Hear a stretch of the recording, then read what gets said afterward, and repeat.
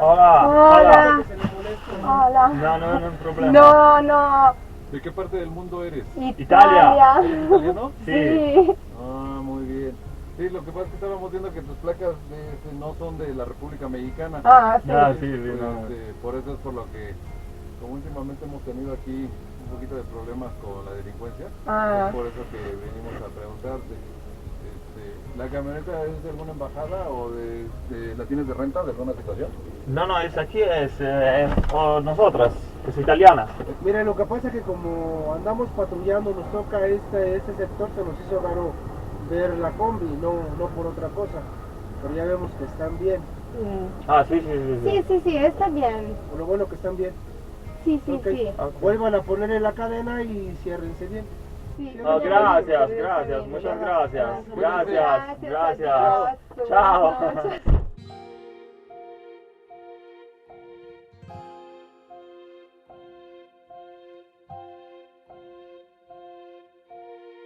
Buongiorno amici! Siamo in diretta da Mexico City. Ed è stata una nottataccia perché la polizia ci ha svegliato, come avete visto, però nulla di che, nel senso hanno voluto semplicemente assicurarsi che non lo so, che magari stavamo bene, e ci hanno detto che era un'area abbastanza pericolosa con tanta delinquenza. Abbiamo un po' sempre dormito con l'ansia, ecco, ci alzavamo, guardavamo fuori per capire se c'era qualcuno oppure no. Come al parcheggio ci sono le luci, chi passa. E stamattina quindi abbiamo deciso di spostarci. Ora, anche questa è una cosa molto complicata perché a Città del Messico ci sono delle restrizioni per ridurre l'inquinamento atmosferico. Quindi c'è una sorta di sistema che funziona un pochettino come le nostre targhe alterne. Per gli stranieri con targa straniera ci sono delle restrizioni diverse. Ci sarebbe un modo per ovviare a questa limitazione, a queste restrizioni, e cioè attraverso il sito online del governo si può ottenere un pase turistico, cioè una sorta di esenzione che ti permette di girare in centro senza problemi. Tecnicamente lo possiamo fare perché basta inserire la propria targa. In pratica, Se dobbiamo seguire tutte le regole, non possiamo farlo perché questo pass non è applicabile per i mezzi a diesel e quindi abbiamo deciso di non farlo e di rispettare semplicemente gli orari. Ho fatta questa lunga premessa, vi faccio vedere al volo il parcheggio del supermercato e poi partiamo.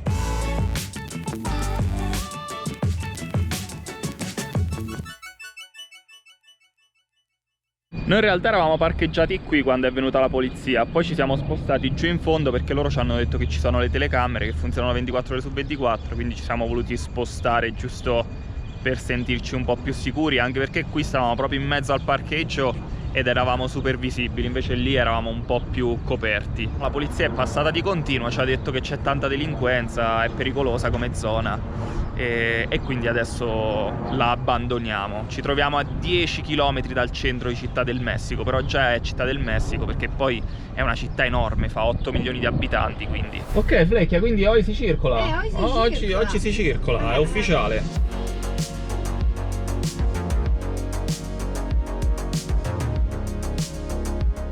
Hola, ¿cómo estás? Buenas tardes. ¿Ustedes cómo están?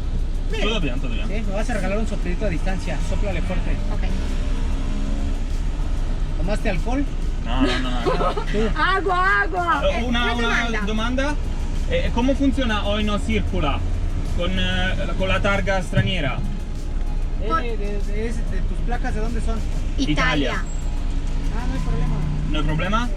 Cuidado. Ok, muchas gracias. Io non mi fido di quello che ha detto. No, esatto, sono d'accordo. La prova del palloncino praticamente.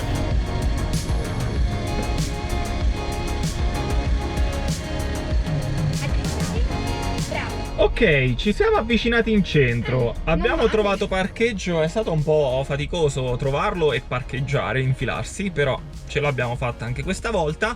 Qui non ci sono restrizioni, non è a pagamento. Oino circola, noi per sicurezza non circoliamo del tutto così. Che loro sono così, loro ti dicono non ti preoccupare. Non ti preoccupare, loro sì, vai. E poi c'è l'altro poliziotto che ti ferma e ti fa la multa, capito? Non stiamo vicinissimi al centro, ma nemmeno lontani, e ci arriveremo o a piedi con una bella camminata o con i mezzi pubblici.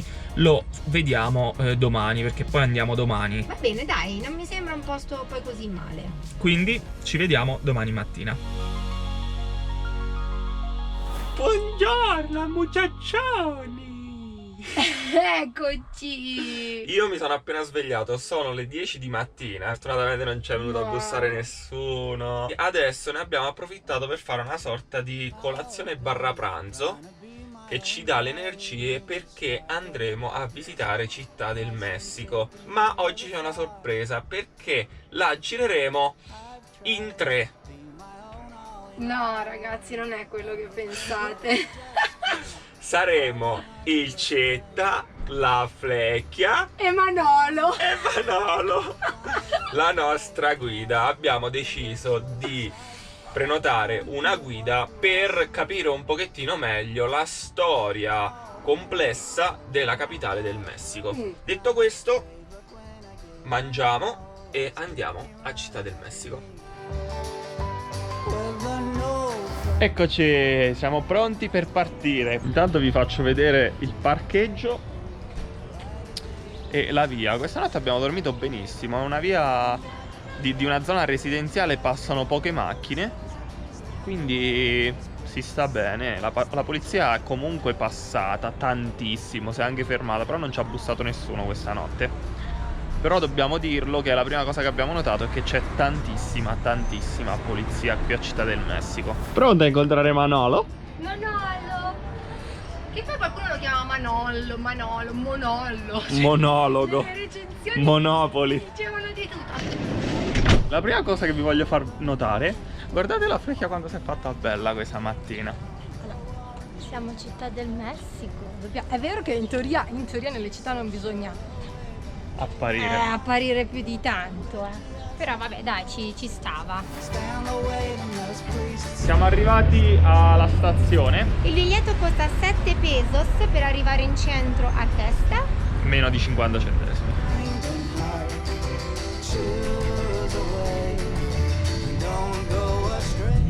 Amici, siamo quasi arrivati. La nostra destinazione è Buena Vista.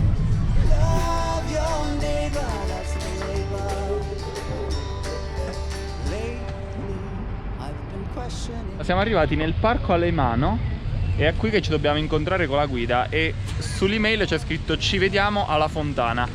Il problema è che ce ne sono 100 di fontane. Che fantasia che c'hanno! Quindi adesso andiamo alla ricerca di Manolo. La Frecchia ha detto che c'ha un ombrello blu. In teoria, vediamo, dai. Quindi ci facciamo tutte le fontane e speriamo di trovarlo.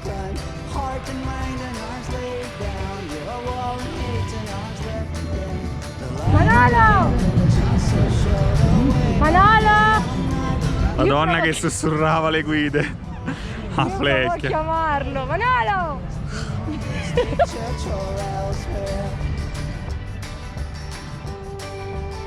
Abbiamo mandato un'email a Manolo dicendo che noi siamo davanti a una fontana all'ombra. L'ufficio ci ha mandato l'email dicendo guarda che lui già sta al punto di incontro, ma ci sono almeno 10 fontane in questo parco, quindi non sappiamo esattamente qual è. Hi, hello! Ok, hi, nice to meet you, Mara. Siamo riusciti a trovare la nostra guida, ma non è Manolo. Le recensioni dicevano tutti Manolo, quindi ho pensato subito che la guida era lui. Invece no, la nostra guida è Jorge. Ecco qua. Adesso aspettiamo un'altra coppia e poi iniziamo il tour. This one is going to be our first stop. This is the oldest park in Mexico City and in Latin America. It's the central Alameda. This park has existed for about 600 years. It was remodeled about 100 years ago by a president that was really influential in Mexico. His name was Porfirio Diaz. One of the most important figures in Mexican history. He's really controversial. He was making lots of buildings and monuments all over Mexico City. He wanted to make it as beautiful as possible, so he remodeled this whole park. All the marble that we can see here was brought from Italy. Non ce n'è, ragazzi, pure il marmo dall'Italia hanno voluto questi messicani. Quanto siamo importanti! He also built this gazebo. They are called kioscos in Mexico. He was in love with France. He wanted to make everything look French-like. So all this meaty in this kiosco, it was made in France and shipped here to build this place. They even made a replica of the entrances here to the subway.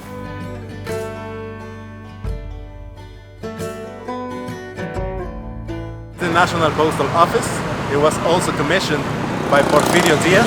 This is just a government building, but it looks like a palace. You're going to begin to understand why people were really mad with Porfirio Diaz, because he was going all in to make these places really beautiful. So people are also starving here in Mexico.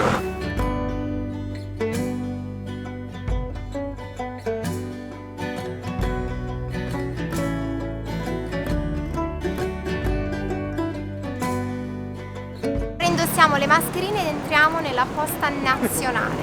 All this meaty in this area is bronze that was shipped from Italy. These two on the side are the first electrical elevators in this continent. All this marble was also shipped from Italy. The most important symbol in Mexican culture, the eagle devouring a snake. And if you take a closer look, you're going to see that it's made with old stamps.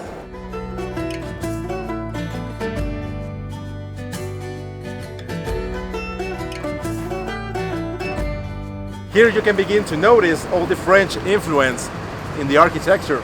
This building as well, and also this building, they are all French balconies. All of this due to the French influence from the times of Porfirio Diaz. We're gonna go inside to take a look at the lobby.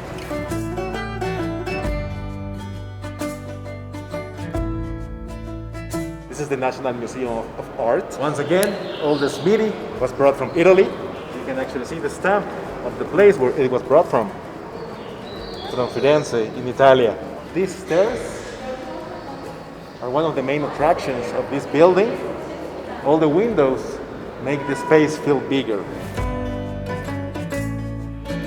Here, Mexico City, the Valley of Mexico, there were three major cultures, and these were their emperors. Xcotl, emperor of the Aztecs; Nezahualcóyotl, emperor of the people from Texcoco, and the one on the back, Totoquihuatzin, he was the emperor of the people of the West, the people of Tacuba. This is the street of Tacuba. It connected the main square of the capital of the city of the Aztecs, Tenochtitlan. It went all the way to the west to connect with Tacuba. And this is the oldest street in this continent. It's about 600 years old, and it used to be the longest. It was about 13 kilometers long. This is a type of volcanic rock. In Mexico City, there was a volcano about 650 years ago called Xitle that erupted, and all the lava flow settled here in Mexico City. So it was the material that was available to them to make older buildings and temples. And when the Spaniards came here and destroyed all these temples, they reused it for newer places. You're going to see lots of buildings. They are made with this type of rock. And also when we get to the ruins, the major temple, you're going to notice there as well that it's all made with this type of rock. Stiamo continuando il giro con la guida e adesso stiamo raggiungendo la piazza principale.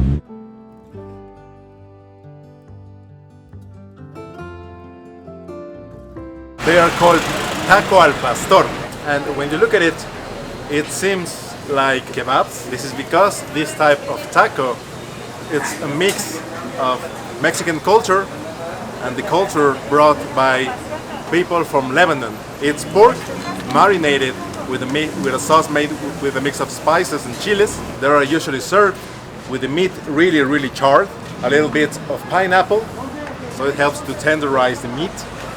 A little bit of onion, coriander, hot sauce, and lime. if one taco is more than 10 pesos, go away. They are trying to scam you. They should be really, really cheap.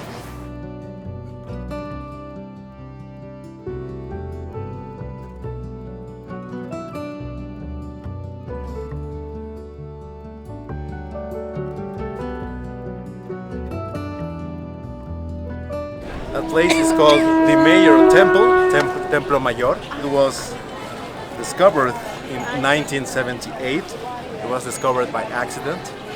They were expanding the subway system. This is the first thing that they found, and they realized this is important. For the Aztecs, the sun was really important.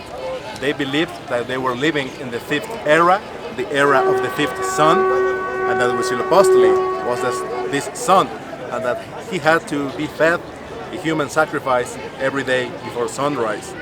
Otherwise, the sun wouldn't rise, and it would be the end of their times, the end of the civilization of the Aztecs.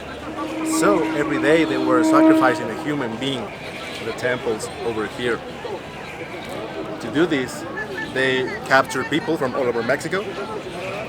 They cut here to take their heart out, offer it to Huitzilopochtli to feed him, and then they would cut them completely and throw the remains. How did they choose the one to sacrifice? They chose Just anyone. one? Yeah. Like- Yeah. They just need to feed someone. Yeah, you come Ah, here. okay. And this is one of the reasons why the other cultures that were living along with the Aztecs, they hated them, because they knew if we get conquered, they're gonna sacrifice our people. And they did this in all the temples of the Aztec Empire, and this empire covered half of Mexico, so you can imagine the amount of people that were sacrificed every day before sunrise.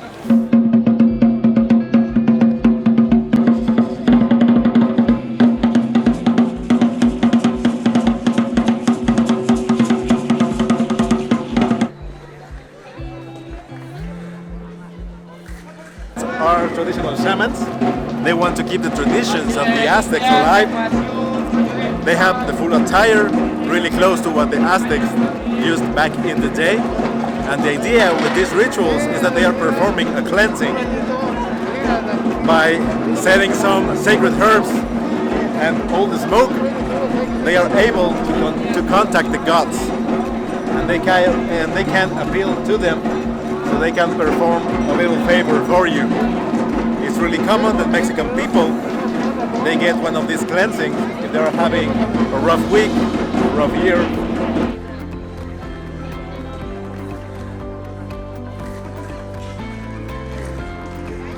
I'm going to tell you the importance about this symbol. It relates to the myth of the foundation of Tenochtitlan, the main city of the Aztecs. Before the Aztecs settled here in the center of Mexico, they were nomads living in the northern part of Mexico. And one day, this deity, Huitzilopochtli, transformed into a hummingbird to give them a message. You have to find your own place. I need you to feed me sacrifices. So they began roaming all over Mexico to find this place, but it couldn't be any place. It has to be a really specific one. The instructions to find it were these ones. First, you're gonna find a lake. In the middle of a lake, there has to be a rock. The top of a rock, there has to be a cactus. The top of a cactus, there has to be an eagle, and the eagle has to be devouring a snake. When you find these 5 elements, you know that's the place where I want you to settle. It only took them 100 years to find this place after roaming all over Mexico. The myth says that the very same place where they found the eagle devouring a snake, it's over there in the main square of the historical center. That place is called Zócalo. The word Zócalo in Spanish is used for the first brick of a building. So they believe that the first brick of the Aztec city was that rock where the eagle was standing. This happened in 1325. From that moment, they began developing the Aztec Empire, which in 200 years before the Spaniards arrived will become the greatest empire in the American continent. And now I have just told you that Mexico City was built over a lake. But nowadays there isn't any lake at all in the city. But you have noticed some buildings, they are sinking, they are tilted, they are crooked. This is because all these places that are really massive, they are all sinking. We're gonna go inside this cathedral, and inside you're gonna notice that we're going to be standing like this, because that place, one side is really, really sinking. Oh mamma mia. How Yeah. long do you think are they gonna last? One, Can we go inside? 3, 2, yeah, we can go. Yeah, we still have time.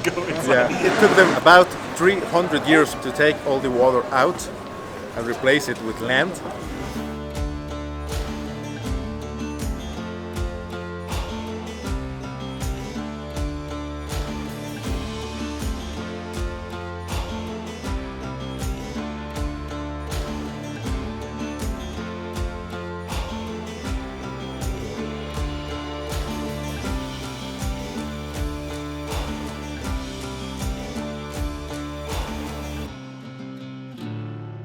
The Metropolitan Cathedral, Mexico City, among the biggest in Mexico and the biggest in Mexico City. The Spaniards, they conquered in 1521. The guy that conquered Mexico, Hernán Cortés, he commissioned to build it. It took 250 years, so it's about 250 years old. This one is the one that is sinking the most, since it's in the main area.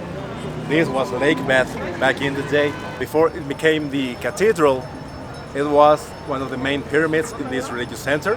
They destroyed this pyramid and built this on top. So this is something that happens most of the churches, the oldest ones in Mexico, to make it even more humiliating. They use the same material to make these new places.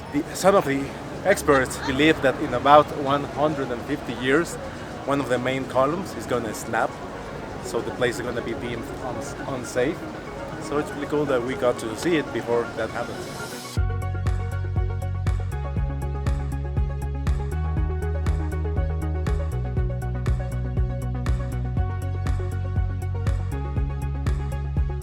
This is National Palace, the home of the president. I'm going to tell you something really cool that happened in that balcony. It relates to one of the most important figures in Mexican history, Miguel Hidalgo.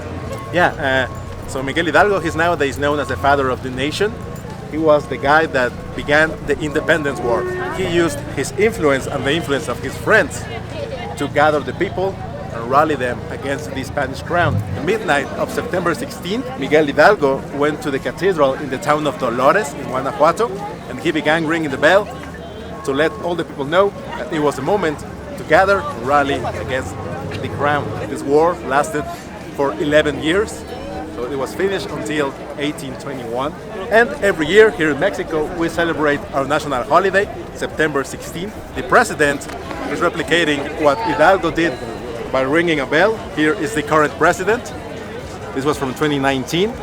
Here he's pulling this cord to ring the bell over there. And while he's doing this, he's crying out loud all the names of the Mexican heroes that rise during the independence war. For example, with Miguel Hidalgo, he would be shouting, "Viva Hidalgo!" And the people that are attending this event would be crying out loud back, "Viva!" I'm going to show you a picture of how it looked like over here in the Zócalo in 2019, September 16th. It looked like this. Absolutely full of people. So you can imagine the roar every time the people cry back "Viva" to the president. 120,000 people came here to attend this event, which is called the Cry of Dolores.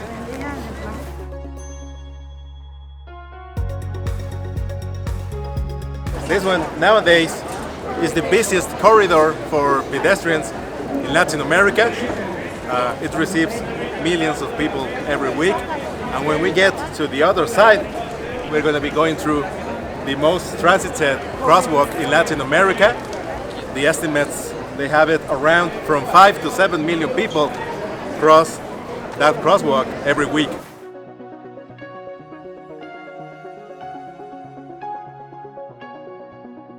This one over here is the House of Tiles. It's one of the oldest buildings in this area. In Spanish, it's called Casa de los Azulejos. The word in Spanish for blue is azul. So since they are all blue, it's called azulejo.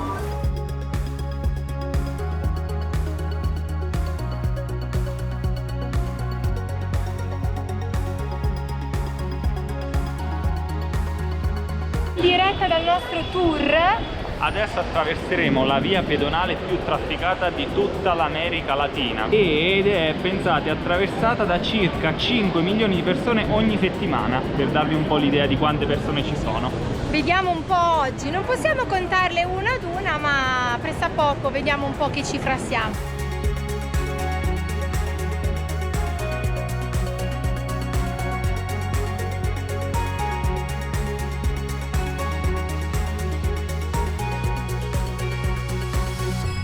This one, all the marble is also from Italy, from Carrera. He wanted to make it the most spectacular place in Mexico City, and I think that he managed to pull it through. Nowadays, this palace is housed to the Museum of Architecture. It's also housed to the National Opera Company, the National Ballet Company, and the National Folkloric Ballet Company. This is going to be the end of our tour. I hope that you have enjoyed it, learning a little bit about Mexican history, Mexican culture, and how it still echoes in these days. Thank you so much.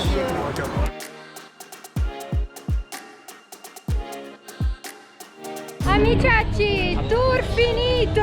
È stato un bel tour, il ragazzo è stato bravissimo e ci ha spiegato la storia di Messico, della città del Messico proprio della nazione. Adesso ci andiamo a prendere qualcosa da mangiare e da bere perché abbiamo una sete, fa un caldo e quindi ci dobbiamo rinfrescare. Siamo arrivati nella Chinatown di Mexico City. Come tutte le Chinatown, ovviamente è ricca di persone, di colori, di rumori e di cibo, e quindi forse ci prendiamo qualcosina anche per spezzare un pochettino dal cibo messicano.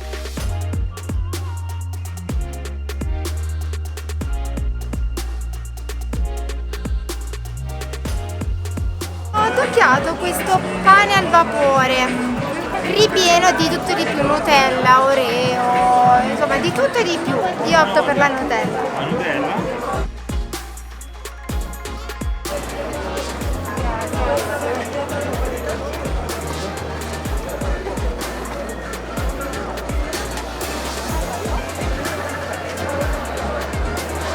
Ma cos'è? È una cosa che si appiccica ai denti e di Nutella sa poco perché c'è una goccia. No, amici. No. L'ingrediente segreto è il colorante.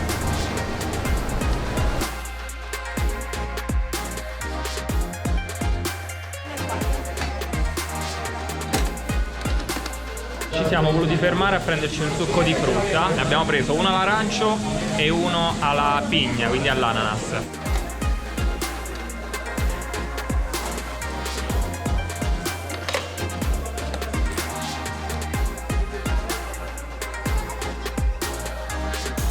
Un bel succo d'arancia fresco appena spremuto. Ci voleva.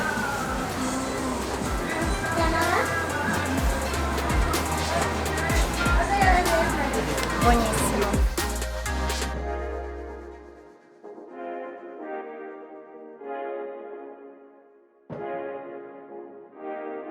Niente, oggi facciamo il tour degli stand di Mexico City. Oggi va così, andiamo avanti ad acqua fresca.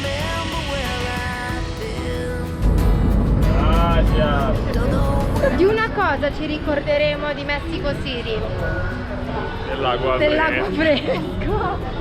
Ce ne siamo fatti un altro. E perché oggi abbiamo finito tutte le nostre energie e tutti i nostri soldi. Perché tra la guida, tutte le acque fresche che ci stiamo bevendo, torniamo al bar che non abbiamo più soldi per ritornare in bar. E domani Mexico City dichiara siccità perché abbiamo bevuto tutta l'acqua noi. Gli abbiamo prosciugato il lago, abbiamo prosciugato noi, non gli aztechi.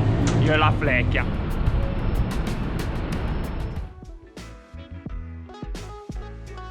Ciacci, siamo arrivati a Città del Persico, del pesce. Sappiamo che dalle 5 del mattino alle 11 del mattino non si può circolare. E ci va anche bene perché noi prima di quell'ora di solito non ci muoviamo mai. Con la flecchia è pronta, vediamo. Sì, sono pronta. È pronta. Abbiamo lasciato un casino nel van. Dai, non farlo vedere. No, non farlo vedere. Queste sono dietro le quinte, oh. Dai, è un casino, sembra che c'è stata la rivoluzione. La faccia di uno che vuole tornare in van. Oggi va quasi, si va quasi. Acqua sì, perché ne abbiamo bisogno di acqua. Amazing!